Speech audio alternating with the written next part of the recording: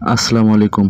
আমাদের অনেকের স্বপ্ন জাতীয় গোয়েন্দা বিভাগে কাজ করার, আবার অনেকের স্বপ্ন এনএসআই এ জয়েন করে হাজার হাজার টাকা ইনকাম করার। তাহলে আজকে এনএসআই এর একটি নতুন নিয়োগ বিজ্ঞপ্তি সম্পর্কে জেনে নিই এবং এনএসআই এর কয়েকটি পদে কি পদে এবং কোন কোন শিক্ষাগত যোগ্যতা হলে এবং কোন কোন জিনিসগুলো বা কাজগুলো করলে এনএসআই আবেদন করতে পারবো সেগুলো দেখে নিই। তাহলে A to Z পর্যন্ত জব সার্কুলার দেখে নিই। তাহলে শুরু করা যাক। প্রথমে আছে do you want to apply for NSI 2022 has been published job circular. আপনি এনএসআই জব সার্কুলারে অ্যাপ্লাই করার জন্য জব সার্কুলারটা পাবলিশ হতে হবে। আবার এখানে লিখছে দেখেন NSI job circular 2022 update news as per NSI job circular 2022। NSI job circular 2022 অনুযায়ী আপডেট নিউজটি এখানে জানাবে, হ্যাজ বিন অফিসিয়ালি জানাবে। Now everyone interested candidate can submit their application directly from our website. এখানে পাবলিশ ডেট কামিং সুন, মানে জলদি published হবে। Total vacancy update সুন, এটা জলদি আপডেট হবে। Applicant start date, application start date এটাও জলদি স্টার্ট হয়ে যাবে, আর ইন ডেটও স্টার্ট হয়ে যাবে। So I have share the main part of NSI job and in the above section. তাহলে এনএসআই নতুন জবটি কোথায় পাওয়া যাবে সেটি জানা যাবে।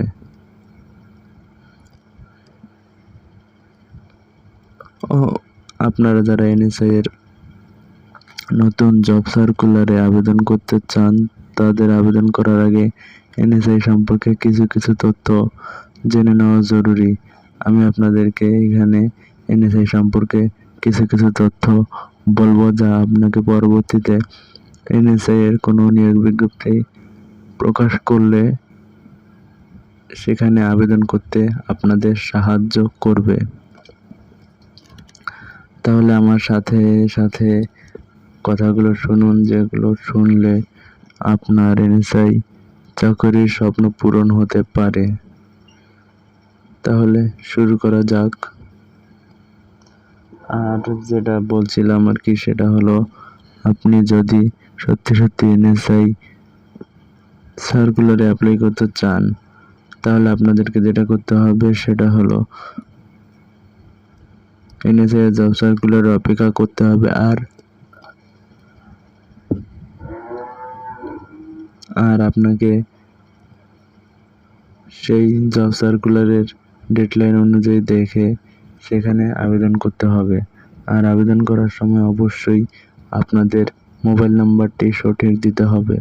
মোবাইল নাম্বারটি যদি সঠিক না হয়, তাহলে আপনারা এনএসআই জবের সঠিক তথ্যটি পাবেন না। আর এখানে আমরা কিছু জিনিস জেনে নিই, যেগুলো জানলে এনএসআই এর চাকরি করা আমাদের জন্য সহজ হয়ে যাবে। Known and unknown information of NSI circular. NSI circular সম্পর্কে জানা এবং অজানা কিছু তথ্য এখান থেকে জেনে নিই। এখানে বলছে সার্কুলার দিতে হবে, you should know that there is more information except for the application date and time. Application টাইমের মধ্যে অ্যাকসেপ্ট করা হবে সকল অ্যাপ্লিকেশন। আর এখানে বলছে যে আপনাদেরকে এনএসআই এর আবেদনে করতে হলে আপনাদেরকে যথেষ্ট যোগ্যতা থাকতে হবে। আবেদন করার যোগ্যতা এটাকে বলা হয়। তাহলে যোগ্যতাগুলো কি সেটা বলি। জব নেম, জবের নাম হলো এনএসআই। জবের পজিশন যেটা হবে সেটা এক সেকেন্ড,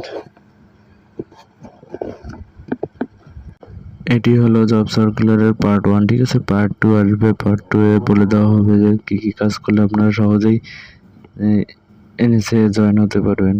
আর এখানে পদের নামগুলো, ভ্যাকেন্সিগুলো সেগুলো বলে দিয়েছে, কি কি পদে নিয়োগ বিজ্ঞপ্তি প্রকাশ পেতে পারে সেগুলো বলে দিয়েছে, ঠিক আছে। আর ভ্যাকেন্সি মানে কয়জন লোক নেবে সেইটাও এখানে উল্লেখ করে দিয়েছে। নিচে সংশোধন করা হয়েছে, আপনারা সংশোধনকৃত বিষয়বস্তুটি দেখবেন।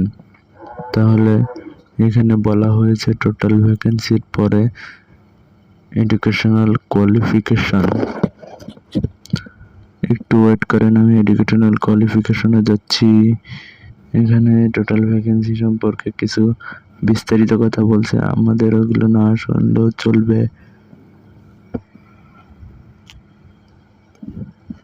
এডুকেশনাল কোয়ালিফিকেশনের মধ্যে যেটা আছে সেটা হলো জেএসসি পাস করতে হবে, অষ্টম ক্লাস 8 পাস অথবা জেএসসি পাস, এসএসসি দাখিল, HSC Alim exam pass. Candidate can apply on this circular. Generally এই সার্কুলারে আবেদন করতে হলে ক্লাস 8, ক্লাস 10 এবং এসএসসি লেভেলের ছেলেমেয়েরাও আবেদন করতে পারবে। তারপরে রিয়েল এক্সপিরিয়েন্স যেটা আছে সেটা হলো এক্সপিরিয়েন্স মানে হলো অভিজ্ঞতা থাকতে হবে, রিয়েল মানে বাস্তব অভিজ্ঞতা থাকতে হবে। বাস্তব অভিজ্ঞতাগুলোর মধ্যে যেগুলো আছে সেগুলো বলতেছি, দাঁড়ান এক সেকেন্ড। এখানে বলা হচ্ছে usually the audience declare that non-experienced people have the chance to apply on circular. But if any candidate have really experienced মানে এখানে যেটা বলছে সেটা আমি বাংলা বলে দিচ্ছি আর কি। এখানে বলছে যে সাধারণত এক্সপিরিয়েন্স মানে অভিজ্ঞতার দরকার হয় না আর কি এই সকল চাকরির ক্ষেত্রে। তাহলে কিন্তু যদি কারো অভিজ্ঞতা থাকে সেটা এক্সট্রা কারিকুলাম হিসাবে যোগ হবে। তারপরে নিচে আমাদের মাথায় প্রথমে যে চিন্তাটা আসে সেটি হলো স্যালারি।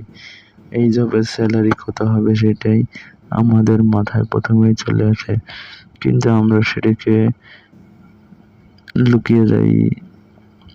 আর সেটির কারণেই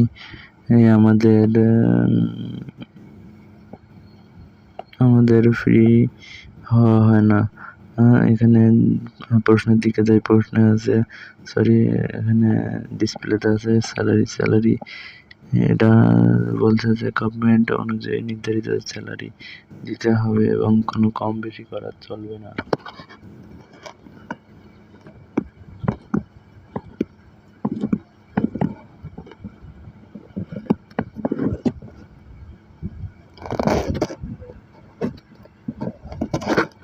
তাহলে আজকের ভিডিওটি এই পর্যন্ত। ভিডিওটি ভালো লাগলে লাইক দিবেন, কমেন্ট করবেন এবং সাবস্ক্রাইব করে পাশে থাকবেন।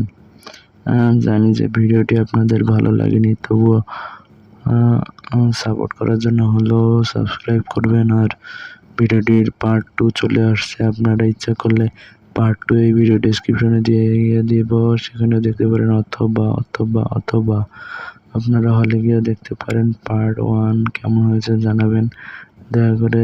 34, 32, 36 এগুলো আমি জানি না, এগুলো দয়া করে আমাকে এগুলো বলবেন না, ঠিক আছে? তাহলে দেখা যাক।